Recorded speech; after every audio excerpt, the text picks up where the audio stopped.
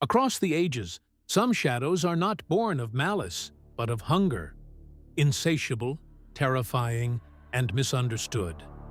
Men whose bodies defy reason, whose appetites haunt memory, whose presence turns the ordinary into something grotesque. To some, a curiosity, a marvel of nature. To others, a nightmare at the edge of human comprehension. Their names fade from history, yet whispers persist. In old hospital wards, forgotten military reports, and the rumors that curl through taverns and streets alike. This is Shadow Figures, a journey into the lives of those who cross the line between the possible and the monstrous.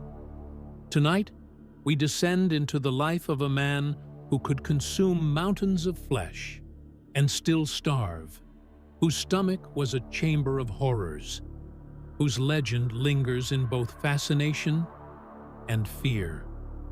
A man they called Tarrare.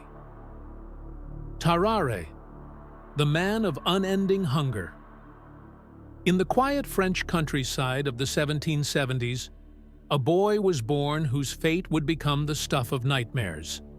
Tarrare, real name unknown, arrived near Lyon around 1772.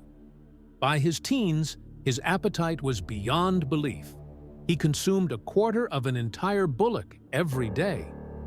His poor parents could not keep up with this ravenous young eater, and eventually he was turned out of the house.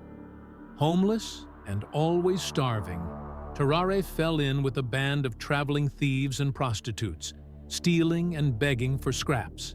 Yet even that was not enough. He found a ghastly way to survive and to amaze.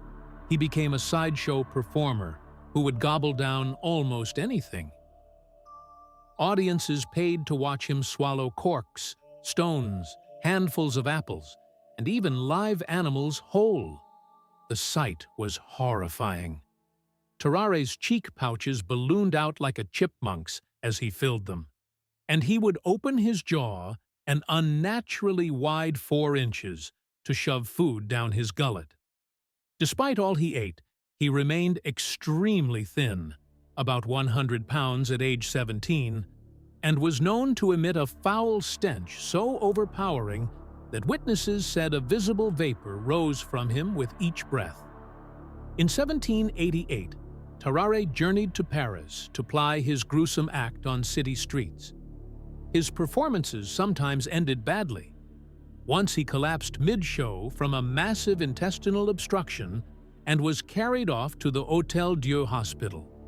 There he stunned doctors with a final stunt. After recovering, he offered to prove his ability by swallowing the surgeon's pocket watch and chain. The astonished physician wisely declined to let him try. The grotesque showman. Even when not eating, Tarrare appeared sinister. He was described as a young man with deceptively fair hair and soft skin, until he opened his mouth. Then observers saw that his lips were almost invisible and his teeth stained, as if from eating strange things. When idle, his abdominal skin hung in loose folds, so slack that it could be tied around his waist like a belt. But when Tarrare began to feast, everything changed.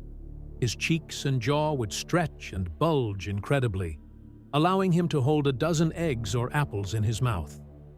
He would shovel vast quantities of food straight down his throat, with hardly a chew. Onlookers recalled that after a binge, Tarrare would collapse into a lethargic stupor as if drunk, and his belly would swell like a huge balloon. Even worse was the stench. Surgeons noted that as he ate, he sweated heavily, and fellow soldiers remarked that Tarrare smelled rotten. One medical report stated bluntly that he stank to such a degree that he could not be endured within the distance of 20 paces. Witnesses said they could actually see a putrid vapor curling up from his skin. Any scrap or garbage within reach became fair game. He even drank the blood from other patients who were being bled as treatment. Yet, he never gained a pound. Remarkably, Tarrare's behavior was otherwise normal. Doctors found him fully lucid, friendly and sane apart from his eating mania. He spoke coherently and even begged penitently that someone cure his endless hunger. The one disturbing question was medical. What could cause a young man to consume tons of food a day and still starve? Students of history note that aside from this condition, Tarrare showed no violent or psychotic tendencies. He was simply apathetic and frail in strength. Hunger on the battlefield. When revolutionary France went to war in 1792, Tarrare signed up with the French army. But a soldier's ration was nowhere near enough to feed him. In camp, he would gobble his own meal, then scavenge from comrades or garbage piles for more. He often carried out odd jobs for other men in exchange for food, and he even fought stray dogs for rotten scraps. Eventually, Tarrare collapsed from exhaustion and was admitted to a military hospital for the 9th Hussars under Baron Pierre-François Percy. There, the doctors resolved to explore his strange appetite. Percy and his colleague, Dr. Courier, tested Tarrare's limits. First, they gave him a gigantic feast meant for 15 men. Multiple meat pies, dozens of kilos of lard, gallons of milk, which Tarrare devoured in minutes. His belly ballooned until it was painfully taut. Then he immediately fell into a deep sleep. Then came the grimmest experiments. The surgeons gave Tarrare a live cat as a meal. He bit open its abdomen, drank its blood, and ate the flesh, leaving only bones and fur. Then the cat's fur clumps later found in his vomit were cited as proof. The doctors proceeded to offer him live snakes, lizards, and puppies. Each time Tarrare tore the creature apart and swallowed it whole. On at least one occasion, he downed an entire eviscerated eel head first without chewing. This macabre feast delighted the doctor's morbid curiosity and confirmed that no normal human limit applied to him. At last, the military tried to turn Tarrare's curse into an asset. General Alexandre de Beauharnais devised a secret mission. A wooden box hiding a document would be swallowed by Tarrare and retrieved later to test if messages could be smuggled past enemy lines. Tarrare ate the box, and 2 days later it was recovered intact from his stool. Impressed, the generals recruited him as an internal courier. Disguised as a peasant, Tarrare crossed into Prussian territory carrying a secret letter in his gut. But his disguise failed. The wretched odor he emitted and his inability to speak German soon aroused suspicion. Prussian soldiers captured him, stripped and tortured him, even staging a mock execution to break his will. Under the latrine's cover, he finally confessed to the scheme. When Tarrare's bowels at last produced the wooden box, the terrified Prussian commander found only a letter that read, "Please let us know if the message arrived," a dummy note Beauharnais had placed to test Tarrare. Furious, the Prussian general hung Tarrare by a noose. Miraculously, at the last moment, he spared the man's life, after Tarrare begged and sobbed on the scaffold, and sent him, battered and shaking, back to the French lines with a warning never to attempt it again. Traumatized by this ordeal, Tarrare begged Dr. Percy to admit him permanently and find a cure. Doctors tried every known remedy: laudanum and wine vinegar, tobacco pills, even a bland diet of boiled eggs. Nothing quelled his appetite. The cursed man soon resorted to nightly raids. He would slip out of the hospital to scavenge in butcher shop gutters and refuse heaps. Some accounts report he even fought dogs to eat their raw meat. He was caught on occasion drinking the blood from patients undergoing bloodletting. And on chilling terms, he ate human corpses in the hospital morgue. Hospital staff and fellow patients were horrified and begged Percy to have Tarrare declared insane and locked away. But Percy insisted he was a medical case, not a madman. and kept him under observation. Then the scandal struck. A 14-month-old toddler vanished from the ward. By age-old logic, every mysterious misfortune fell on the man who seemed most monstrous. Tarrare, already infamous for eating kittens and puppies, was immediately suspected of devouring the child. Percy either could not or would not defend him, and enraged staff and citizens chased Tarrare from the hospital. He fled, and no French record of him would appear for years after. The macabre finale.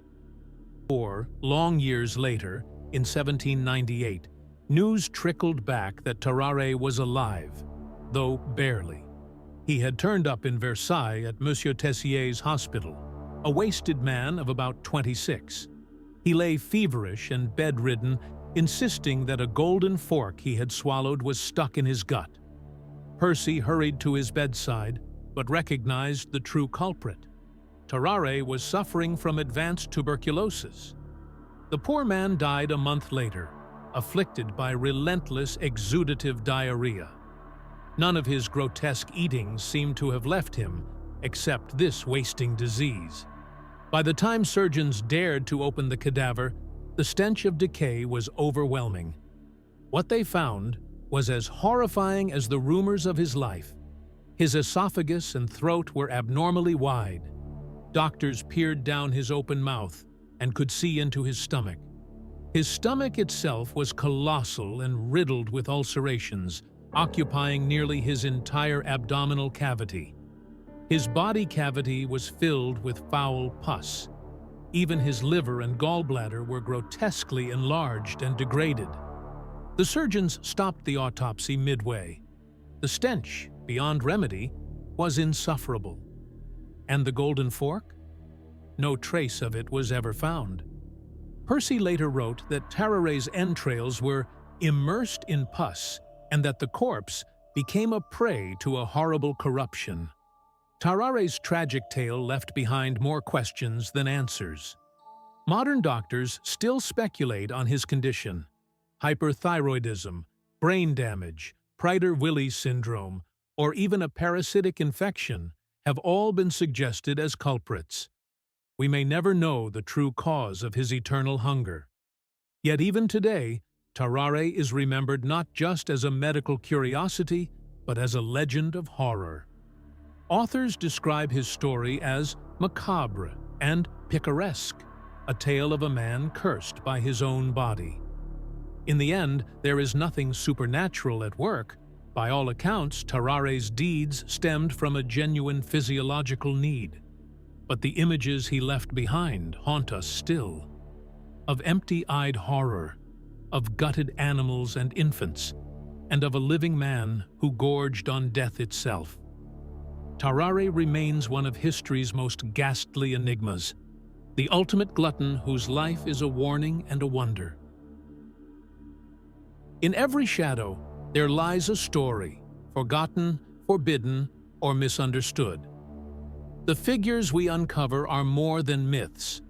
They are mirrors of what we fear and what we desire. This was Shadow Figures, where history meets the unseen. Until the next descent into darkness, stay curious. And if you wish to keep this journey alive, support us by liking the video and subscribing to the channel.